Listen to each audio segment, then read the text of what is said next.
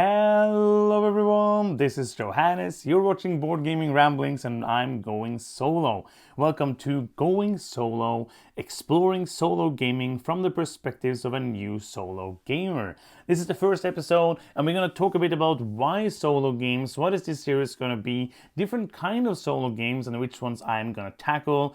That's basically the things we're going to do in this video. I have this table is full of games right now that I'm gonna try to play solo. First off, we're just gonna do get the things that need to get out of the way. What is this series gonna be? This series is gonna be, for me, the beginning I'm gonna do like a 1 year solo challenge because now I play 0 solo games, so it's gonna be a challenge for me to play more solo games and I'm gonna talk to you about them.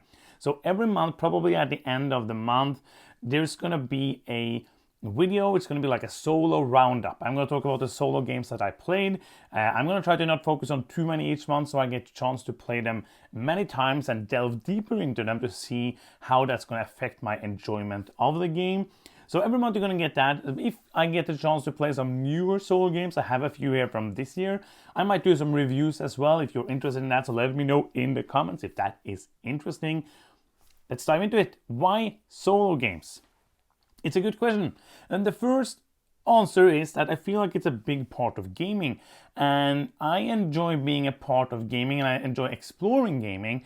And as solo gaming is a big part of that, I wanted to challenge myself to play more of it because until now I have not been a big fan of solo gaming. And I'm going to explain, or I'm going to talk to you about a few different points for why I have not enjoyed solo gaming, and I'm super excited and super interested to do this as kind of like a project and a challenge to see if some of those feelings will change throughout the year of playing solo games. I don't like setting up a lot of things, doing it myself, so I'm not going to play the biggest games. That's like one thing, and I play a lot of board games. So sometimes I'd want to do something else. That is like the other reason why I don't play solo games. I have played some solo games in the past, like for example Friday and Onirim. We just called that one, which shouldn't have done probably because of this series now.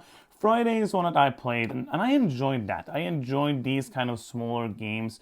My problem, especially with the solo games where you're going for points, is that I get a sort of disconnect. And I've been thinking about this for a lot lately before making this video. I get a disconnect because even though we are playing a game where everybody's just doing their own thing, like for example in Peril Miners from this year, which is a 100% multiplayer solitaire game, everybody's doing their own thing. You're just basically asking, are you done yet? And then at the end of the game, you are comparing scores. And when you take away that part of comparing scores, something in my brain gets a disconnect of why am I doing this if I'm not winning over somebody. And I can enjoy video games, and it's weird because I love arcade video games. I love Pac-Man, Tetris, playing that to beat your own score, and it's kind of the same in board games, but I'm not getting it. And that is one of the things, mainly the big thing, that I am excited to see how will change and if my feelings towards that is going to change. Are there any other reasons why I haven't played solo games? I don't know. Like I even tried when I got Feast for All, then I loved that, and I loved it so much. I wanted to play it every day, so I even played it solo. But that was too much, especially as like one of the first solo games I ever played. It was way too much. And you're gonna see from the games here that I'm not gonna jump very hard into it. I don't think so. If any of these games that I have brought out here, you think do not play that or start with this, please let me know. I have a few ones that I'm actually super excited to play. All of them, but like a few that I'm like, oh, I haven't played this game because it's a solo game and now I get the chance to play it. Not that anyone has kind of stopped me from playing it before, but now I have like a reason to play it. So we're going to talk about the different kind of solo games as the categories that I have made for solo games and how I feel about them. The first one is the solo only games, and I didn't have too many of these. I had basically Friday and we had Castellion over here. Let's see if I can find it. Castellion and also Nautilon. These are like the games that we had that are solo only games. But luckily we have some friends that do have a lot of solo games and they were very, very nice lending me games, even games they hadn't played yet for me to use on this series. So we have a few here. We have Hextra Mandura. I don't know much about this.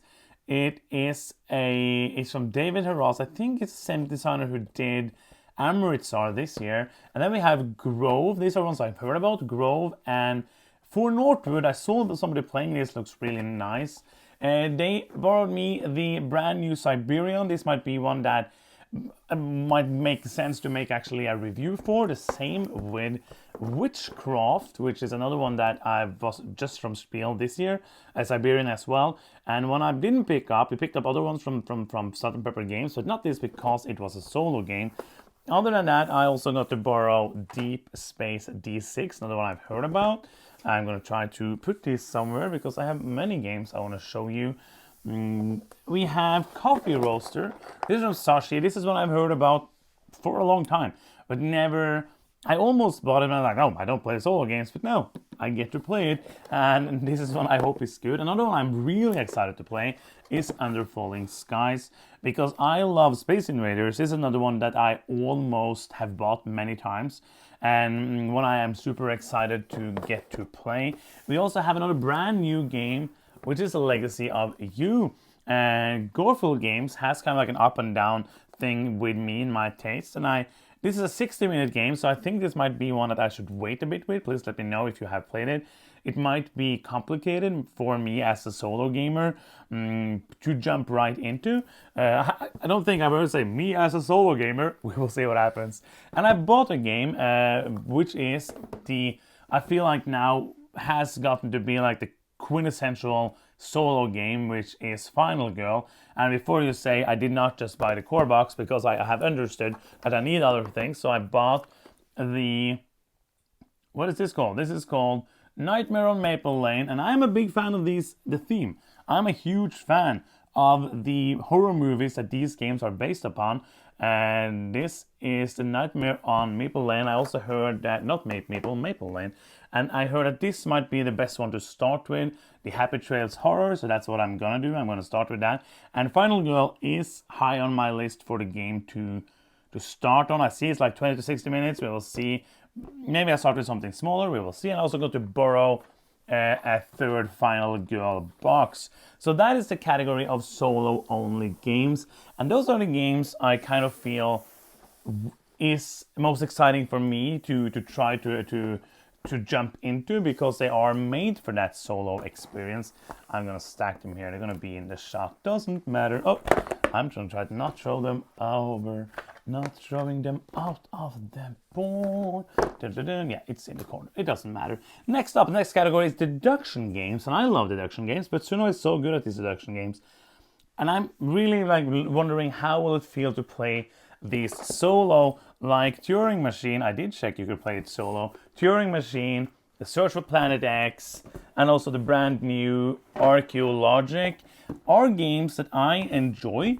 And I'm very interested. I know this is one of Johannes is interested about what he's going to feel about these games, but that's kind of the thing. I am super excited to jump into this. I've been thinking about like for a few days. I just want to start playing these games.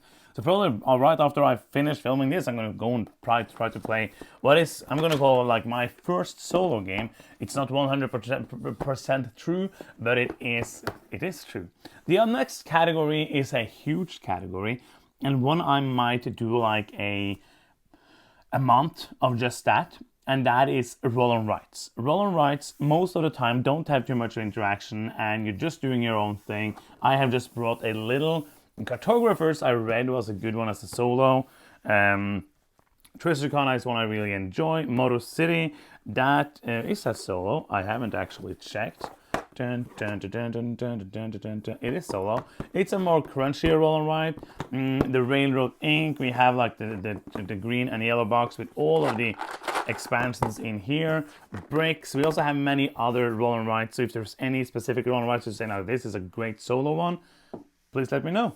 And then we have the next category, which is kind of multiplayer solitaire games that are multiplayer games, but you are not doing too much together in them. Like, for example, I had Imperial Miners as an example. We also have over here one that could have been in the roll and write category kind of, maybe I will put it in that if I do like a month of Roll and Rise. I'm destroying the box, which is Hadrian's Wall, which is a game that you are basically doing your own thing for the whole game, but it worked surprisingly well with more people, but you're just like comparing scores.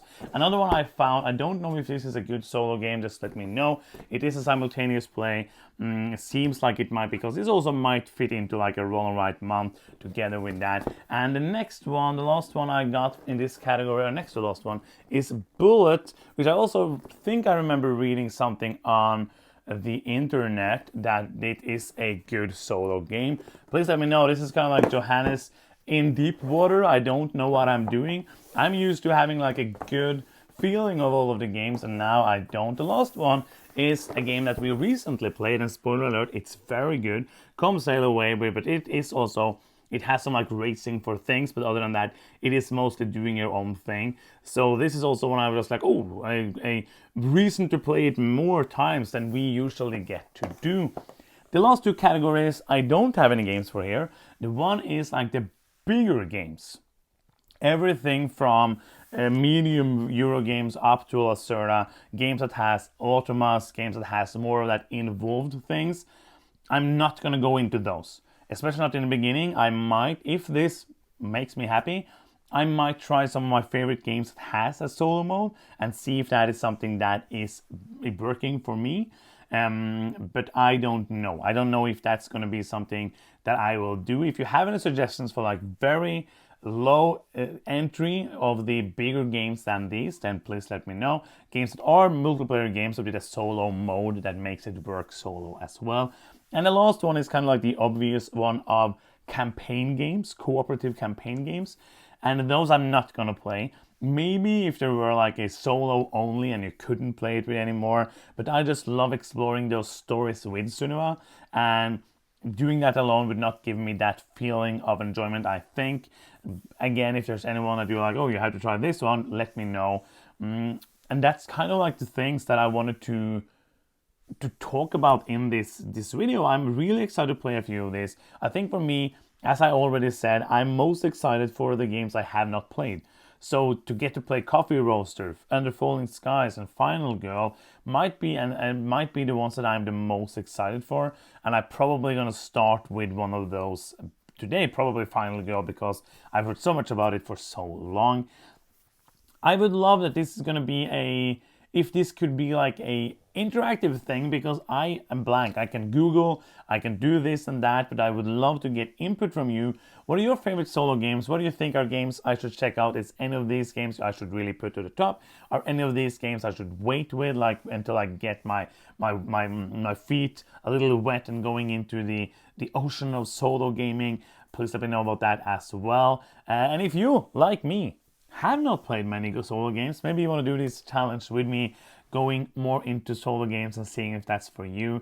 Basically, I'm excited to play this. I'm excited to make these videos to talk about them with you and see if I can become more of a solo gamer than I am now.